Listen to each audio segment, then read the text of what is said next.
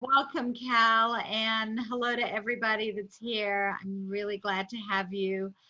I'm going to put everybody on mute for a little bit. We are going to unmute you at the end so we can have a little Q&A and chat. And if other folks are coming in while we're here, we'll just let them come in. But I really appreciate all of you coming out on a Saturday and spending the afternoon with Cal and I. And I'm going to unmute Cal. Um, just as some of you know, I'm seeing a few new faces here today, so thank you for joining us. But I want you to know that I'm really touched. As you all know, I launched a book in the beginning of March, which we know was right as the pandemic was heating up, and my whole book tour got reinvented, if you will, in like, a moment. And fortunately, I do what I do for a living. So being able to pivot and rethink very quickly how to market the book, how to get the word out there, and how to make lemonade out of whatever lemons I was being handed was, kind of what we do every day. So it's been really fun, and it's been a creative journey, and it's been a challenge, and it's taken just, the village that is around me, you all being included, and some of you on here today are actually in the book as well. Eileen is in the book. Marla is in the book. Wow. Valerie is in the book. And so, it's pretty cool. I'm sorry, Jennifer's in the book. I'm like trying to see all the faces here. So, you know what? It's really cool. And I asked Cal to come on this episode today. I've been doing these guest host interviews for the last, I think like 5-6 weeks now. And it's really a joy for me because I had the privilege of talking to Cal one-on-one and getting this story from him and his perspective on reinvention and some of the things that he's done through the milestones of his life. And having you on here today, I have to say I'm a little nervous, Cal. I feel like I am questioning the guy who is known to be the greatest interviewer in the world. So, I kind of feel like I'm in a bit of a hot seat. Uh, But but I adore you. We have a wonderful friendship, and it's such a joy to be able to bring you to my community and share, what we're doing, and just, have you be a part of the reinvention story. And sure is an interesting time for that conversation. So I'm going to do a little reading from the book, which I always love to do, because today we are talking about the aha moment. And hang on, I'm going to adjust my seat, so bear with me. Hang on. Okay, sorry. And from chapter 2, which is the chapter that Cal is featured in, I'm going to do a little reading. I'm going to introduce Cal. We're going to do a little Q&A together, he and I, and then we're going to open it up a little bit. So the aha moment. The most important part of any reinvention is the very first step, realization. Awaken to that voice within that says you need a change. Many of us have spent months, years even, sublimating that voice. We've made excuses, told ourselves we're too old, too poor, not good enough, not smart enough, not worthy enough, or not entitled to expect what to expect from our lives. The realization phase of your reinvention is about taking out the earplugs, drowning out the background noise, and listening, truly listening to your whole authentic self. Part of that listening is actively assessing all aspects of your earthly world to find your pain points and understand where you could benefit from a change. The process will be different for all of us. A lot of us ignore those moments. We tuck them away in the back of our mind, choosing to think of them only in the dark when no one is looking and when no one can judge or tell us that we're crazy for wanting to do something different with our lives, whether it's going back to school, joining the church choir, or revisiting a long lost love of photography. I've seen it hundreds of times, and if you ask me, it's time to start listening to yourself. This comes down to the difference between those who do and those who don't.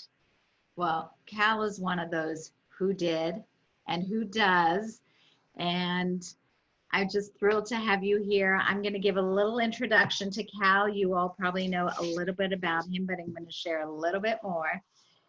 Cal Fussman is an American journalist and author. He is a writer at large for Esquire magazine for over 4 decades. Cal has interviewed hundreds of the world's most influential individuals, like Muhammad Ali, Jack Welch, Mikhail Gorbachev, Robert De Niro, Clint Eastwood, Al Pacino, George Clooney, Kobe Bryant, Leonardo DiCaprio, Tom Hanks, Bruce Springsteen, Dr. Dre, Quincy Jones, one of my favorites, Woody Allen, Barbara Walters, Pele, Serena Williams, Jeff Bezos, Jimmy Carter, Richard Branson. I could probably fill up this entire 45 minutes with just this list.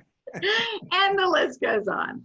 Now as a New York Times bestselling author, a keynote speaker, a world-renowned interviewer, and host of the Big Questions podcast, which I just mentioned before, which I urge you all to listen to. Your podcasts are so much fun, Cal. Cal travels the world teaching the world's largest companies, universities, and associations about leadership, storytelling, innovation, teamwork, and so much more. When he speaks, you're listening to everyone he's ever interviewed. Lessons and stories from hundreds of world icons all come through one man in a fedora. Cal spent 10 straight years traveling the world, swimming over 18-foot tiger with over 18-foot tiger sharks, rolling around the mountain gorillas with mountain gorillas in Rwanda, and searching for gold in the Amazon. He boxed against the undefeated world champion Julio Cesar Chavez, won a James Beard Award, and served as a sommelier atop the World Trade Center. I mean, is this Reinvention 101 or what, Cal? You are like you should be in every chapter of this book. So it's my pleasure to introduce Cal, and thank you for being here and being a part of our stories today. I really am thrilled to have you here. So welcome. Thanks so much. That was one amazing introduction, I gotta say. And plus the backdrop you got there. It looks like you got your whole library behind you. We got a bookstore. It's bookstore events, book signings. You know, we got to make it feel real. So this is about as good as we're going to get for the moment. Now this is great. Thanks so much for having me. Well, look, you have so many different parts of your life that you've shared, and in the book, we're in chapter 2 in the book. You started your career at 22, and that was sort of like your early days of wanting to be a journalist.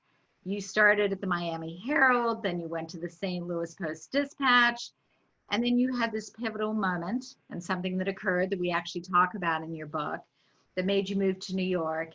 And none of this was easy, right? Like none of it came easy. There were pivotal moments that you just sort of said, you know what, I'm going to listen to myself. There is a moment here in time that I've got choices and decisions to make. You want to talk a little bit about where you were in your life and where you got the courage and the gumption or even that inner voice to know what to do when you decided to move back to New York? Yeah. Well, to give you an idea, I had gone to journalism school at the University of Missouri, and I'd done really well there. It was my dream to see my face in a newspaper over a column. That was my mission and my goal in life. And my first job out of school was with a really good newspaper, the Miami Herald. And quickly thereafter, the St. Louis Post-Dispatch called me and said, you know what? We're looking for a guy or a woman whose face can be over a column in our newspaper to be the sports columnist. And we think it could be you. And so they brought me in for an interview, and it all seemed like the culmination of a dream. And then the sports editor said to me, now, we all, like the brass here wants you to have that column. There's a little problem. And the problem is that everybody else on the staff is between the age of 35 and 50, and they all want the column, and they've all been here for 10 years. Oh, that can't be easy. And so if we just bring you in right now and give you the column, there's going to be a complete mutiny, and we can't have that. So here's our idea. We're going to bring you in here, and we're going to ask you to come in humble. We're not going to even tell anybody about this, but we're going to put you as the number 2 person on every beat in St. Louis sports, so that you're going to get your feet wet, you're going to meet people, you're going to be doing the second story, but that's okay. Write it really well, and everybody's going to see your talent, and you're going to know all the people you need to know to write the column. And then a year from now, 2 years from now, you will have proved yourself. Everybody's going to know you, and we can elevate you to that position. So I say, sure, okay, that's great. And so I go in and I'm doing this, and everything's going fine, and I love it. Absolutely love it. I make friends in St. Louis. I'm feeling completely at home. This is a place where I want to spend the rest of my life. So about a year later, everybody starts to get an idea of what's happening, and people are getting uncomfortable. And then another thing that happened was I was young, and I was a little ambitious, and on off time, I would go out and I would do extra stories. And this got everybody on the staff like antsy and nervous, because they're saying, hey, look, here's this guy who's like working extra time. We're going to go to the union and we're going to stop this guy, because he shouldn't be working extra time. Everybody should be working the same hours. And so there started to be this pushback. And then it got to a point where one day I went out to do a baseball game. And it was a Saturday night, and I was just writing what was happening as the St. Louis Cardinals were playing. It's very simple. If somebody gets a hit, you write, they got a hit. You can't mess this up. And after the game, you run down to the clubhouse, you get a couple of quotes, you run back upstairs, you type them in. That's it. All you have to do is write what you see and what you hear, and you're done. You can't mess it up. Well, I go through all this. I'm watching the game, and this particular game had a new member of the St. Louis Cardinals who was very old. He was brought in like after his 40s, and he pitched a beautiful game, and he won. And so it was my job to run down and just ask him what the experience was like. And he says, do you know what I love about this city?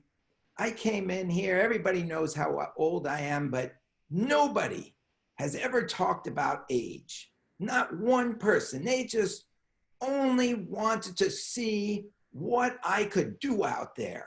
And that's why I love this city, and that's why I'm grateful to be here. Great, I got my quote, run upstairs, I type it into the computer. Now keep in mind, there's not a laptop. It's like this is back in 1980. So it's a big, bulky computer that stays at the stadium. So I type this in, game's over, I can go to the bar, have a beer with my friends, everything's fine. So the next morning I wake up and the paper's on my front desk, on my front porch. I pull it in, open it up, and there under my name is the sentence that starts, Jim Cott, that was the player's name. That old gray beard of the mound. And it was like in my words. And I didn't write that. It was exactly the opposite of the story. And it was clearly like designed to embarrass me. Wow. And it was someone on the inside who could see what was happening and didn't want me to advance and basically sabotage me. And then I'm reading further and I'm seeing players' names misspelled, which is the cardinal sin. You cannot do that. Right. But whoever did this made an even bigger blunder, because if I misspelled the names, it was their job to correct them. They were the editor. So what happens is I'm reading this and I now know, okay, this is like clearly an act of sabotage. All these other people are very nervous about what's going to happen. They see me getting the column. And I go in to see the sports editor the next day, and I just said, you know, I'm telling you, I did not write that sentence. I did not call Jim Cott the old gray beard of the mound. And he said, well, I'll tell you what, the computer that you wrote it on, it stays at the stadium. It's still there. Let's go, you and I, right now and look for it. So we went over there and he opened it up and he saw my original story and he saw that there were no misspellings. And then he realized, oh, wow, I got a big problem here. Yeah, he had the bigger problem. That's right. Right. And not only that, but his boss was the person who was trying to lift me and get me to the top. So he was answering to somebody who was going to be very upset with this news. Yeah. And he did so, and there was a huge hullabaloo, and they called me and said, we're so sorry.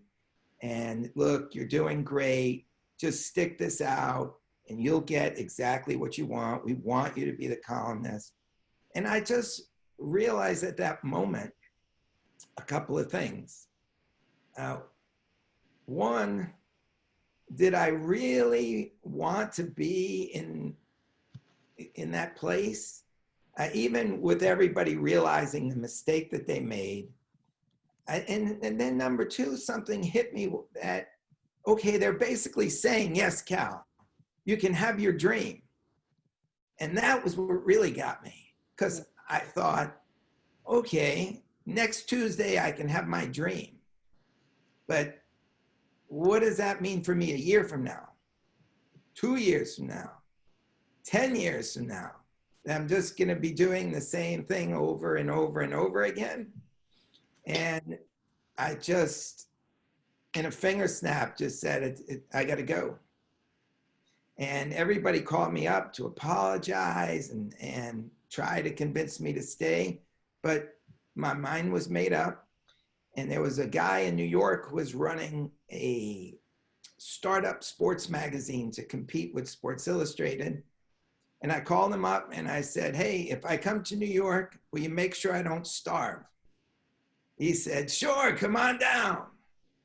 And I just got in my car and drove off. And so that was one of the first reinventions of many. Interesting how you took a moment where, you know, you had a very adversarial situation in front of you. Right. And that was a huge decision to sort of not try, you know, out of when you're young and hungry and it's a first job and all those questions of, you know, where will I get my next job? And not just will I be able to eat, but isn't it better to stay a little bit longer where I am just so it looks good on my resume? You know, those are all the things that come up. So the fact that you really kind of listen to that inner voice, and having had the conversations I've had with you, I know that that is something that you do really well. So yeah, I knew that if I didn't leave at that moment, I was never going to be able to leave. I basically at that point, there was going to be no more obstacles. Everybody was going to allow me to ascend to the place that I wanted to be. And then how would I ever get out? It would have been impossible.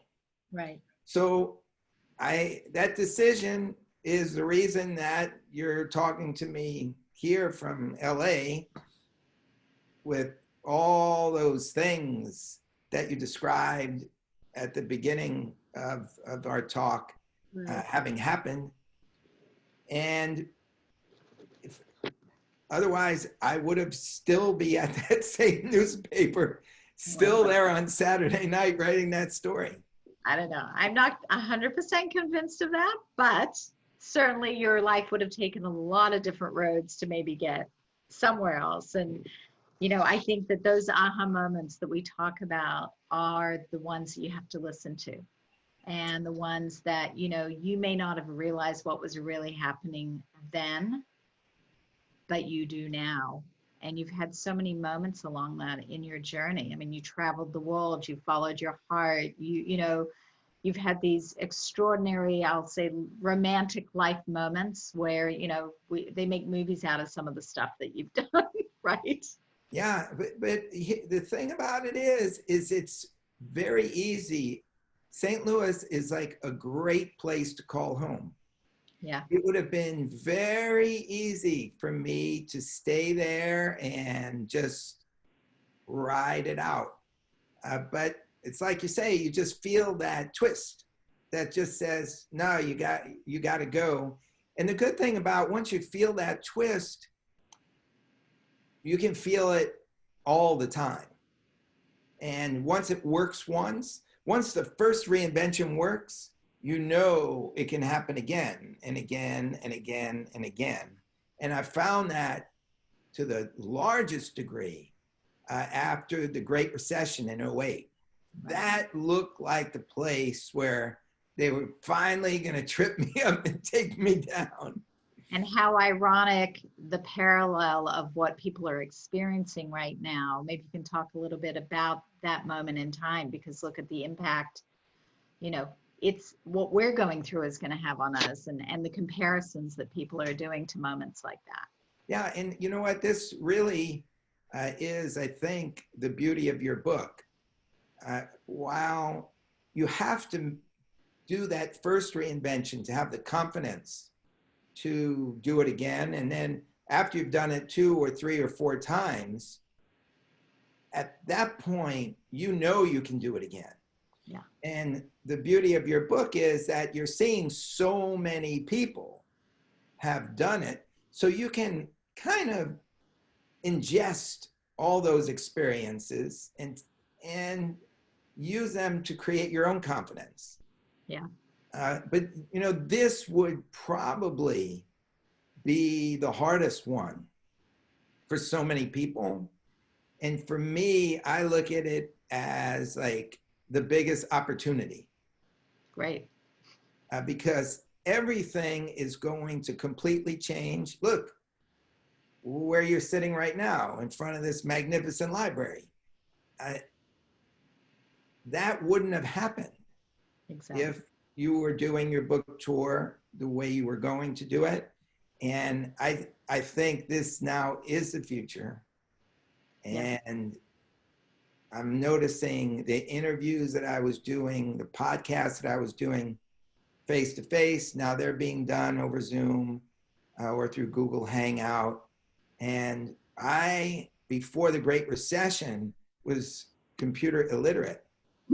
And I'm still not good because it took me a little while to get to you today. Right. No, we're definitely acquiring some new skills. I think all of us, my whole team has definitely jumped into things that, I'm saying, we talk about toolkits and having reinventions in your back pocket. And this is most definitely the living example of so many of these elements that I talk about in the book, that these are life skills, and whether they're emotional life skills or actual life skills, we're all going through some really interesting times that are going to create an amazing impact on what happens when we come out, and what we've learned and how we've grown and what we've had the chance to think about. And I love that you see it in such a positive light. That's my tendency to do that as well, and just say, this is an invitation to stop, breathe, reflect, question, challenge ourselves, and not just go back to business as usual the day we get to do that, because it'll be different anyway, but really contemplate what else is possible. And you've done that over and over again. And I know, Cal, you probably had mentors in your life, and there were people in your life, maybe close to you, that sort of said, no, no, no, not a good idea. Don't do that. And yet you had to sort of figure out, how to move beyond that too. I'll tell you the best piece of advice I got for a situation like this. It came from a surfer named Laird Hamilton. Oh, yeah. You heard of Laird? Oh, yeah, definitely. Okay. So, he goes out in like the middle of the ocean where the boats tow him out there, where they have these like 60-foot waves.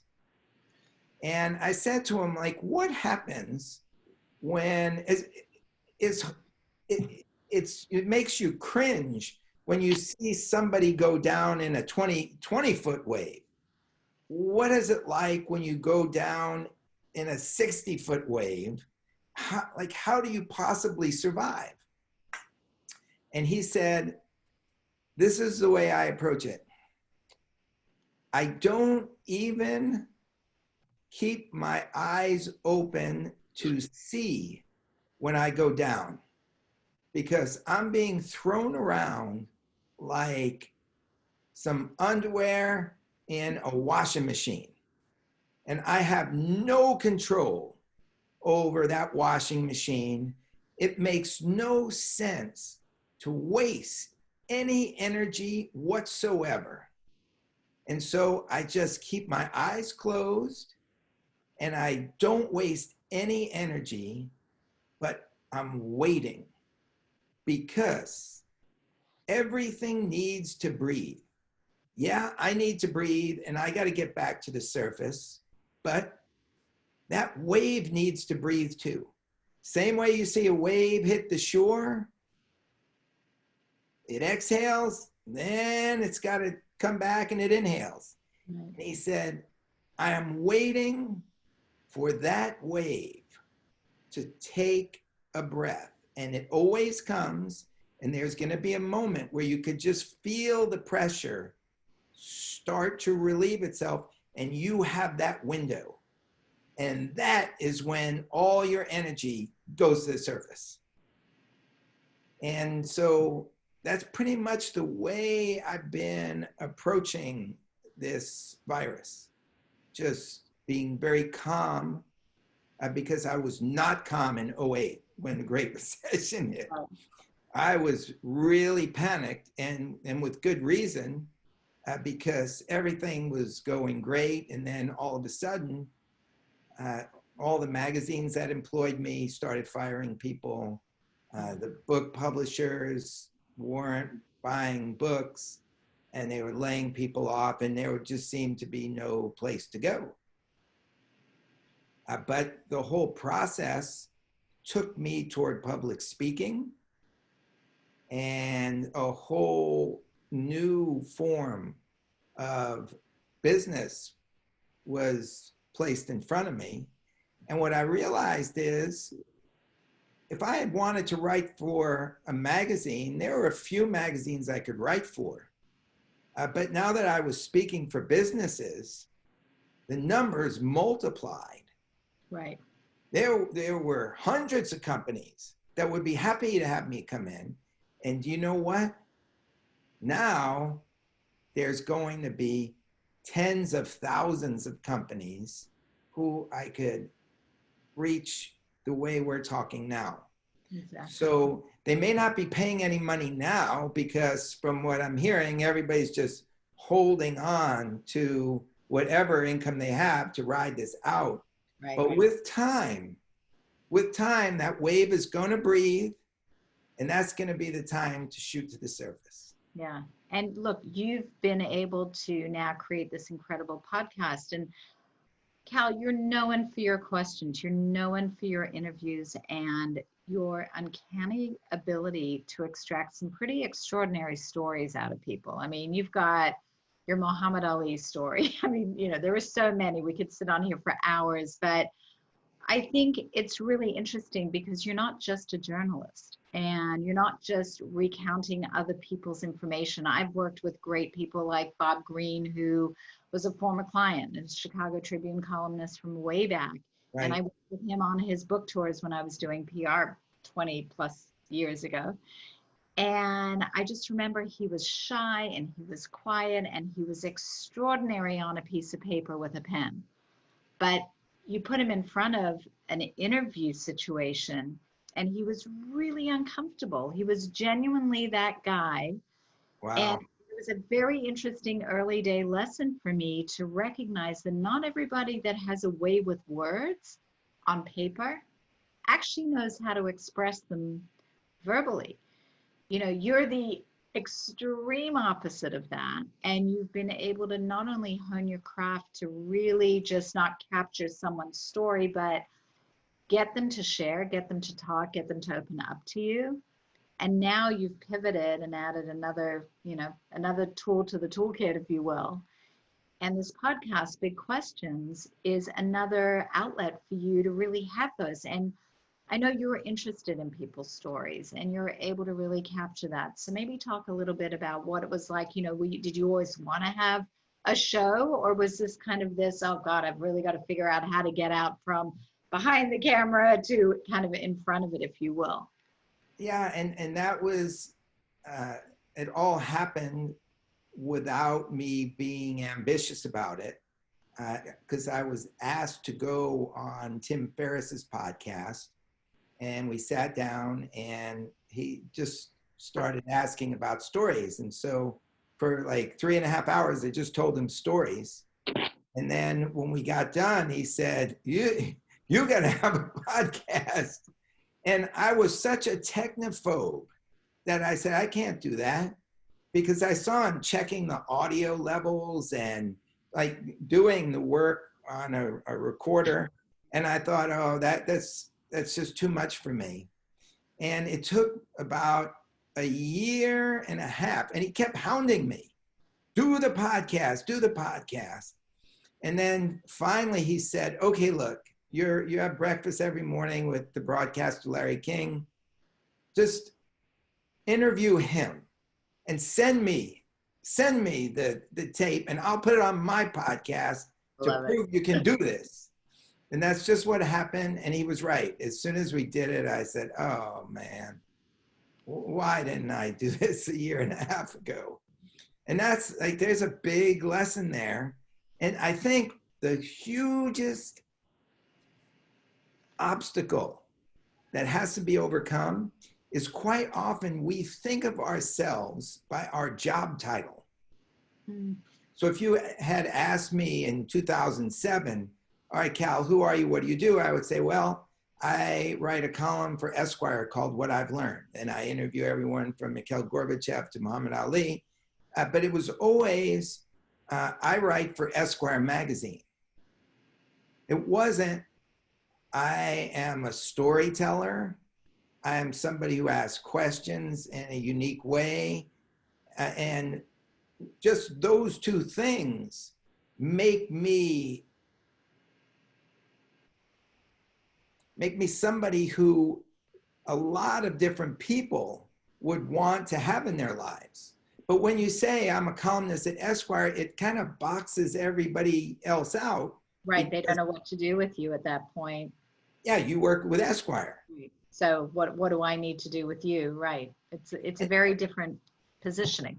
Yeah. So the whole key here is for everybody to throw away the title and to just look and see what they do beneath the title. And then when people ask them, what do you do?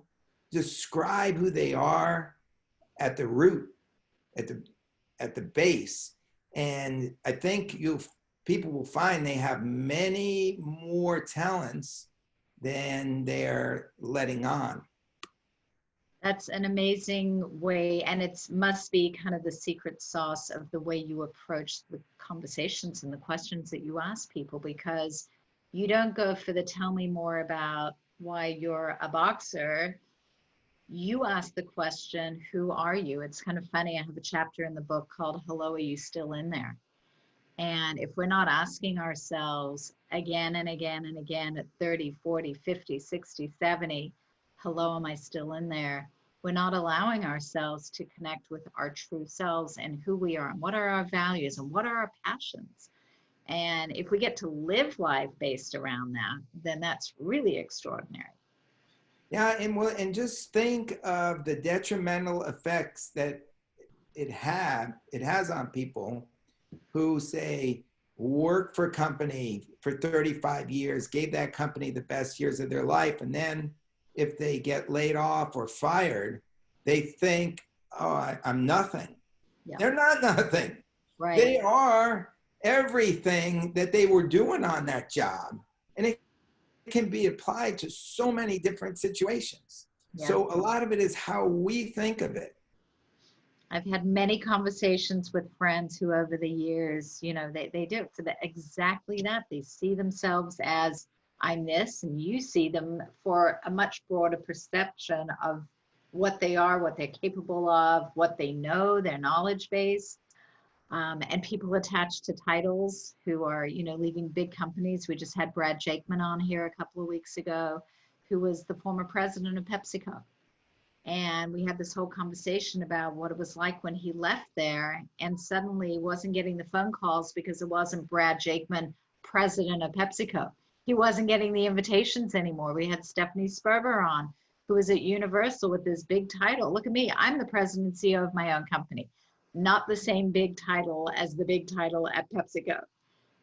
So that identity and how we get wrapped up in it can really, impact the way we perceive who we are, and it's so off. But then you need to pivot. Like if you lose that title, people were being attracted to the title. Right. You got to realize. Right.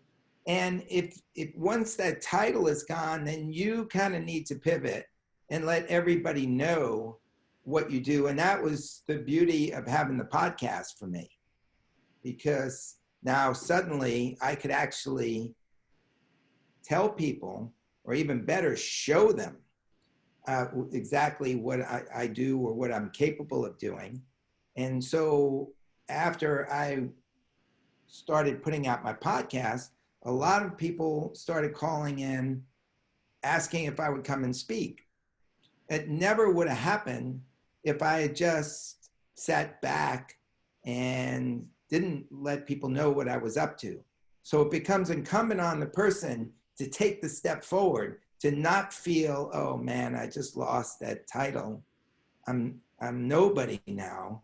No, you got to find who you are and you got to let the world know about it. Right. And when you have these conversations, I mean, let's take, whether it's on the podcast or interviews you've done in the past, you've had, great people like Jack Welch, you've had the Muhammad Ali, you've had, one of my favorites, George Clooney. Okay. Truth be told. Quincy, we know that I love, he wrote the foreword for my book and I've got a great relationship, but those are such different people from very different verticals, different, their stories of how they got to be who they are and where they are. Where do you even start with that? Well, you start by just seeing them as people rather than titles. And I think I was doing that all along, yeah, which is why I was kind of able to make this pivot.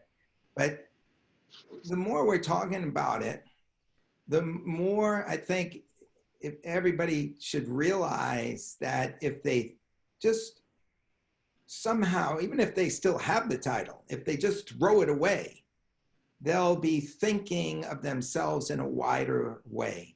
The title actually cramps them in. It may seem like it's bringing you all this adulation and people coming to you, but they're coming to the title. Yeah. They're not coming to you. Yeah. And so if you just can think that way and let people know who you are, then you're going to have the capacity to attract a much larger audience.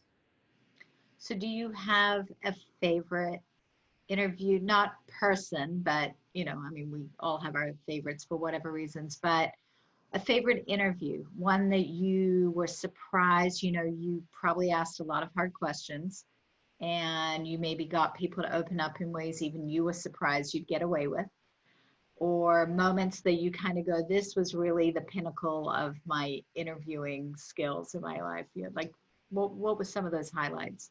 Well, getting to spend a week with Muhammad Ali for me was the best because he was my childhood hero. And the beauty of the experience was that I got to spend that week with him after he had Parkinson's disease. Mm-hmm. He could barely speak above a whisper. He was taking medication that made him fall asleep at times during the interview. But he treated me like family.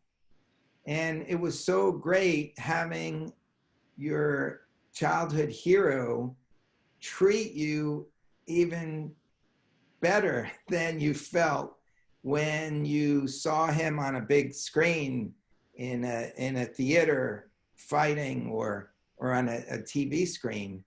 And so for me, it'll always be the interview that I cherish the most because you're young and you want certain things. And then when you get to that place where you can pull them off and you exceed what you had hoped to do, you feel really good about it. Amazing. And I think there have been a few times, 911, I wrote a couple of stories that were the type of stories, one of which you can read 500 years from now.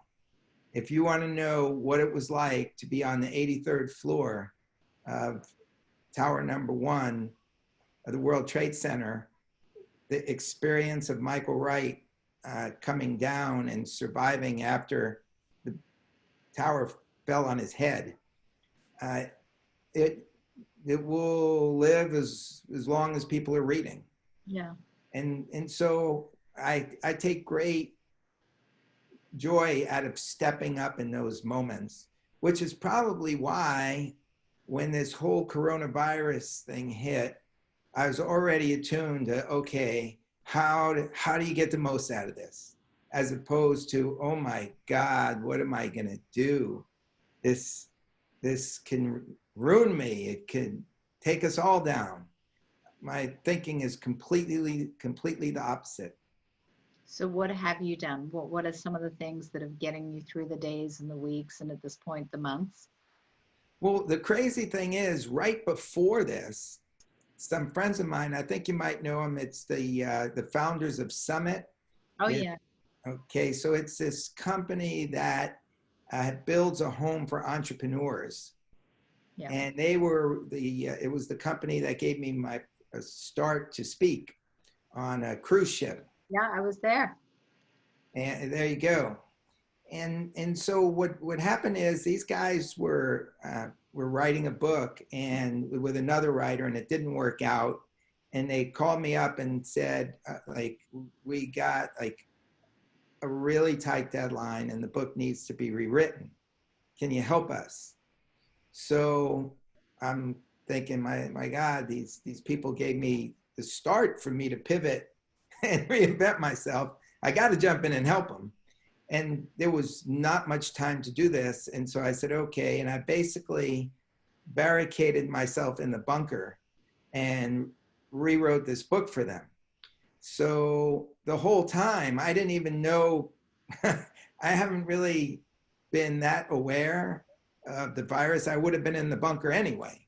Well, that's the beauty. I think, you know, for me, I've, you know, get up, suit up and walk into an office for 31 years. So suddenly going into the bedroom next door, which is my new office, my son's old bedroom, that is a huge, just physical, mental, emotional shift every day. But I find that a lot of people who haven't had as much of that physical change in their life that are used to working from home, it hasn't felt as dramatic in that regard. Yeah, Jen, I know that you do.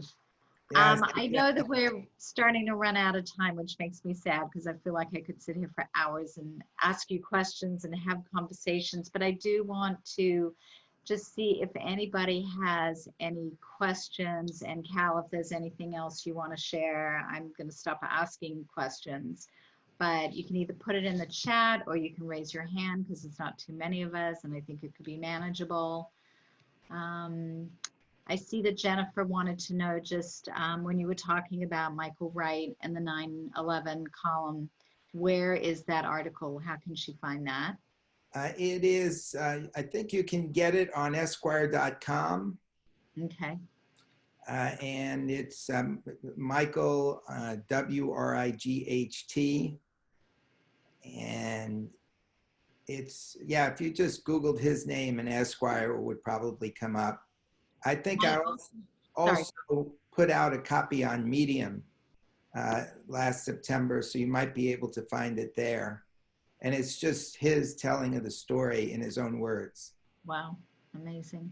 I also added in the chat at the very top Cal's website where you'll get links to a lot of his content, the podcast, you know, all of that background, calfussman.com. So I'm sure there's probably other content and things you'd want to look up. Does anybody want to ask any questions? Shelley, hang on. I'm going to unmute you, my dear. One sec. Okay, there we go. Shelley, go for it. Thank you very much, and glad to be here. And Cal, this is amazing just to hear your stories. I'm curious, in the beginning in St. Louis, you had this amazing support system, people that believed in you. Obviously, they saw a talent and they wanted to do anything to help you move forward. You went off on your own. That was incredibly challenging. Have you connected with those people and circled back to them throughout your career? Because I'm sure they're very proud of what you've become and done in your life. Yeah, you know, at times I've gone back more. This was back in like 1980. So, you know, a lot of those people aren't with us anymore. But I have gone back, and it all turned out great. I think everybody kind of immediately understood after I left that I was kind of a wild card, and I was sort of meant to go on my way. So, and I've completely forgave the people who edited that story.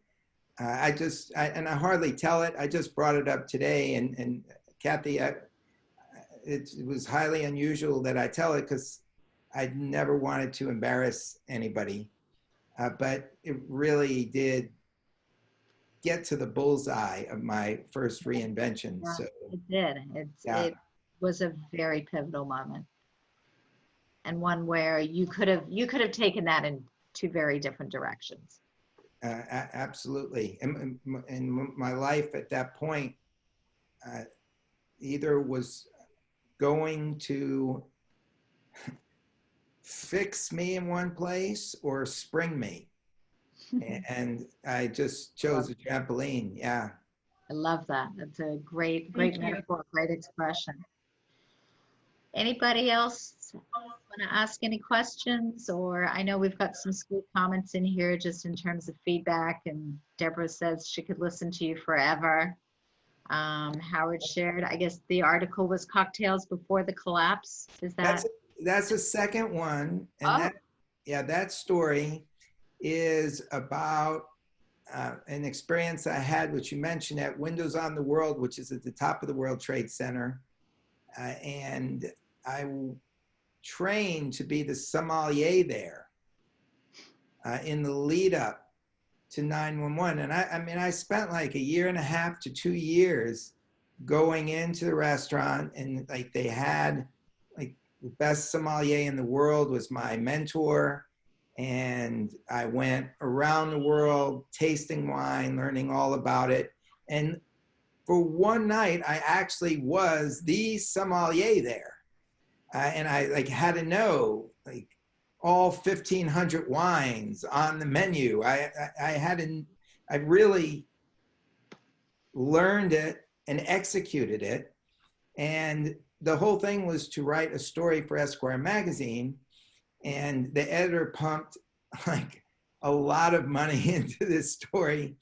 And right as I got to the point of writing was when the planes hit the tower. Wow. And I couldn't write. I just would stare at the screen because it became impossible for me to translate this 2 years of absolute joy through the lens of the horror. Yeah. And it took me 10 years of like agony because, you know, my boss was still waiting for the story. A lot had been invested in it. And then finally, 10 years later, the time passed. It was like the haze passed. And I was able to see it in a different way. And then in one day, it just came out. And so that story, which they call Cocktails Before the Collapse, is another example of sort of stepping up to a time of crisis and writing maybe the best story of my life around 9/11. The other one, the Michael Wright story, is in his words, and it's amazing when you start it, you're literally in his shoes and you forget everything else. And then you're just living the whole experience with him when he looks up across the street at the Millennium Hotel, which had windows that were like mirrors. And he sees the World Trade Center above him coming down on him. And he literally runs back under what's falling on him, hoping that he'll have some cover, and it falls on his head. And right before he does, he just shouts out like, "Oh no, Jenny and Ben. Jenny and Ben." That was his wife and his infant son. And he thought it would be the last thing he ever said. Yeah. And Ben is now, must be about 20 or 21. And Michael's still with us. So it's I'm going to go back and read that story now. Really amazing story. Yeah. I mean, God, Cal, your body of work, your depth of storytelling, your ability to just connect with people the way you do is so beautiful. It's such a joy for me to know you and know the man behind the words and behind the pen, if you will, and to know just your story. I mean, it's really cool. And I really recommend that everybody listen to the podcast. It's so fun. He's got the most extraordinary and interesting range of guests on there. It's just, I'm so thrilled that you were a part of my journey in reinvention. And, Cal's got stories till the cows come home. I mean, we could just keep doing this every weekend. But I really appreciate that we were able to do this today. Well, thank you. And we got to get you on my podcast. So anytime, my friend, anytime. Okay. I would love to. And, think reinvention, think pivot. This is the time, whether we like it or not. I think it's the greatest invitation. I'm actually working on a project with a very dear colleague who was an editor. You may know Leslie Jane Seymour. She was the editor of More Magazine, Marie Claire, Allure, Glamour. She's, the magazine world like you on the other side. And she was on a couple of weeks ago, and she and I are talking about a big project called The Great Reinvention. And it's, another pivot from this, but she's been in this space around this content for so long. So all of these conversations are just sort of building the arsenal for inspiration and motivation. And, that's what we just need to enjoy this one wonderful life. So, well, yeah, and thank you all. Howard, it's good to see that Missouri Tiger reference. And thank you all. Great questions. I wish you all a great pivot in reinvention, whichever way you're going. And just remember to look deep inside yourself and understand all that you have to offer, because there's probably a lot more there than you normally think of. And then once you take a flashlight and go down deep, you're going to find some good stuff. I like that. I love Thank that. you. There you go. That's great. Thank you.